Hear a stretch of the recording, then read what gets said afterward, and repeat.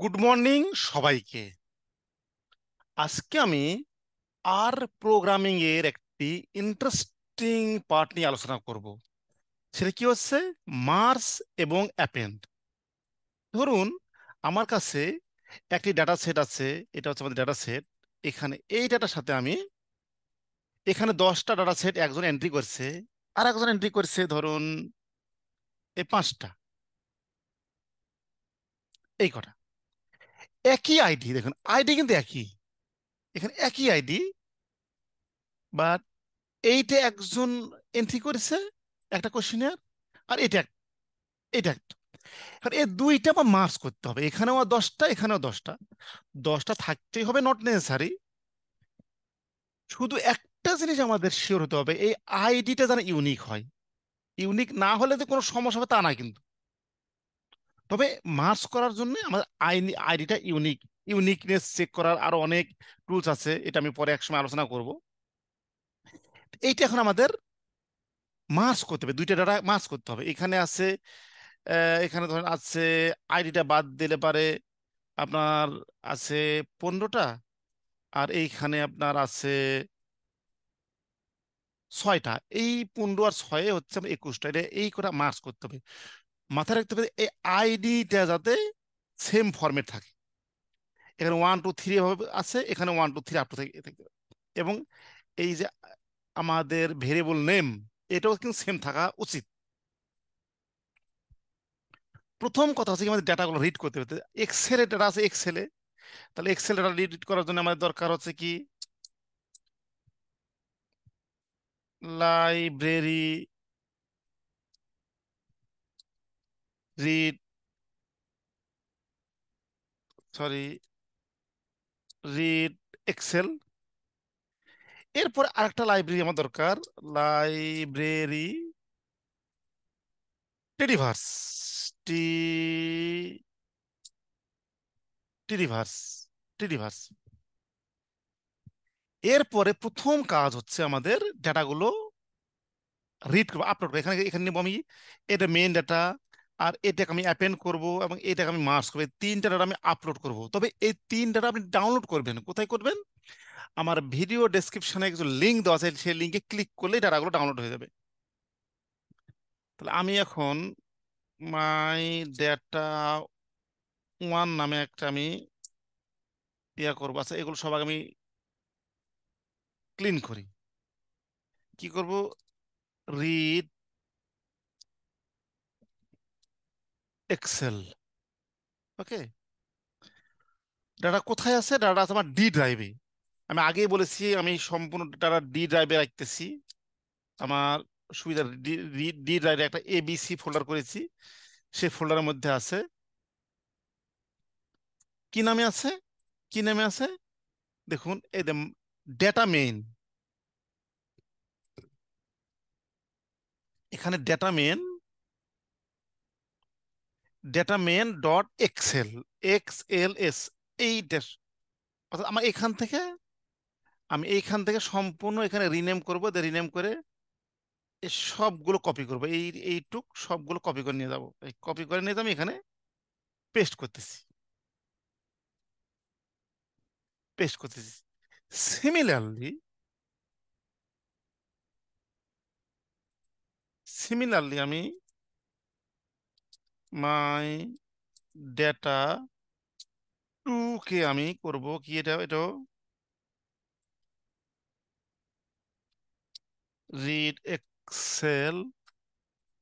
এখানে কি করব? এখানে ওই একই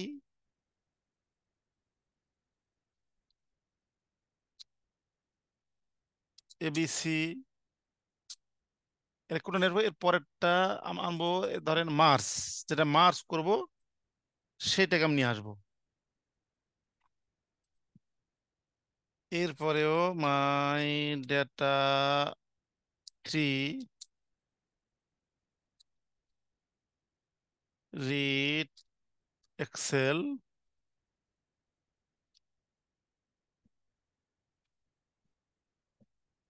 এবিসি,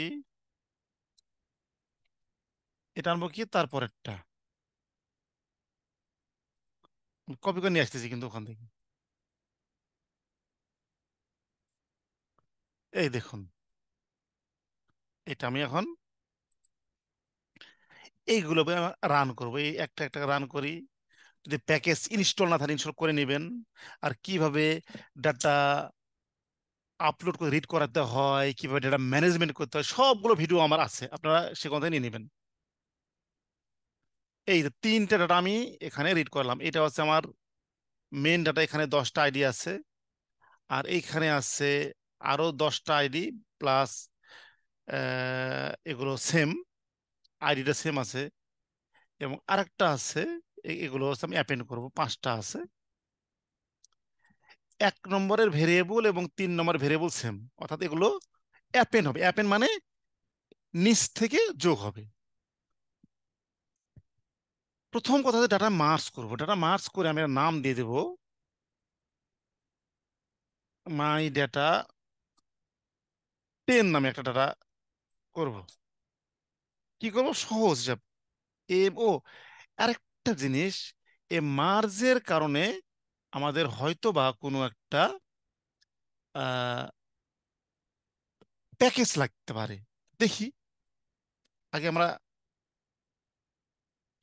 এটা করে দেখি।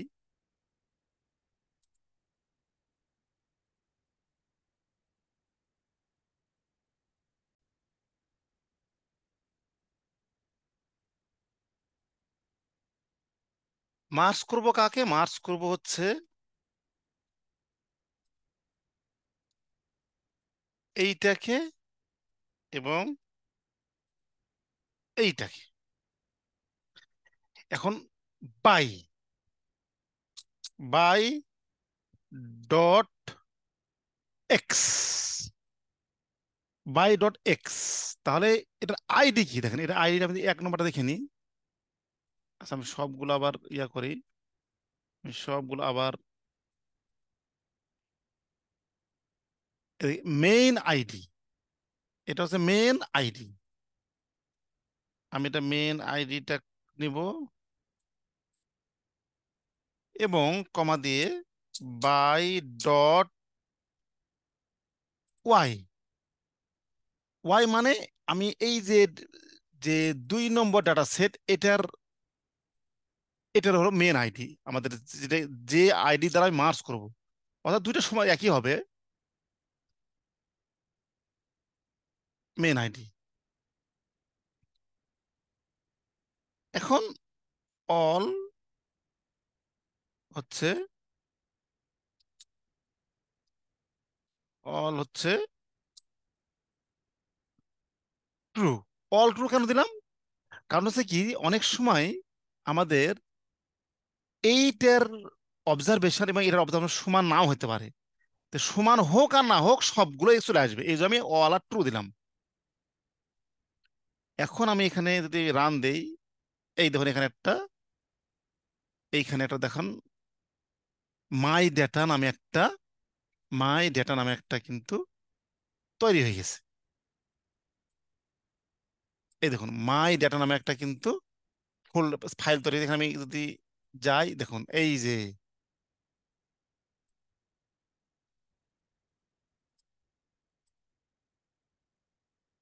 এই পর্যন্ত ছিল আগের ডাটা সেট, আর পরে যে যোগ হয়ে গেছে এইগুলো।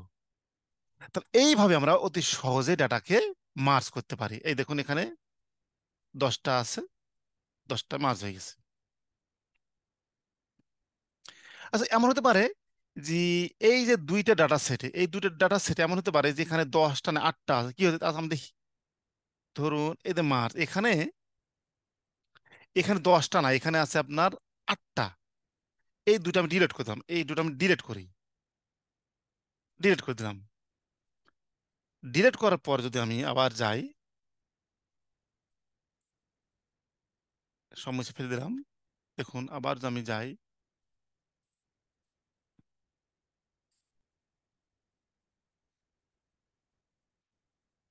এই দেখুন মেন ডাটাতে আছে 10টা, আর এইখানে আছে 8টা। এখন তো আমি মার্জ দেই, কি হবে? মার্জ দেই, দেখুন এখানে কিন্তু 10টা অবজারভেশনই আছে, কিন্তু ওই দুইটা এখানে, ওই দুটো এখানে নট অ্যাপ্লিকেবল হয়ে আছে, এই দেখুন। তাহলে এইভাবে আমরা অতি সহজে মার্জ করতে পারি। এখন অ্যাপেন্ড, অ্যাপেন্ড মানে কি? অ্যাপেন্ড মানে হচ্ছে এই এই ডাটা, এইটা দেখেন, এইটা এবং এইটা কিন্তু সেম, 1 নম্বর আর 2 নম্বর সেম ভেরিয়েবল, কিন্তু এখানে অবজারভেশন গুলো আলাদা। এখানে আছে 1 নম্বরে আছে আপনার দেখুন 1 to 10, আর এখানে আছে 11 12 13। এখন এটা নিচে, ডাটার নিচে এসে যোগ হবে। কিভাবে করব? এটা খুব সহজ একটা বুদ্ধি। এটা আমি নাম দেব মাই ডেটা আন্ডারস্কোর 20, নাম দিলাম। এখানে সহজ, আর বাইন্ড, করে আমাকে দিতে হবে কোনটা, এই যে মাই ডাটা 1 আর মাই ডাটা কমা দিয়ে 3। তাহলে এখানে আমি রান দেই, এই রান দিলাম, এই দেখুন এখানে দেখুন মাই ডাটা 20 নামে একটা ডাটা হয়ে গেছে। এখানে দেখুন ছিল আগে 10টা, এটা হয়েছে 15টা। এই দেখুন আগে ছিল 10টা, 10-এর পর নিচে এসে সব যোগ হয়ে গেছে। তাহলে এইভাবে আমরা অতি সহজেই ডাটা মার্জ এবং অ্যাপেন্ড করতে পারি। আর আমাদের করার প্রয়োজন হয় ডাটা মার্জ করার।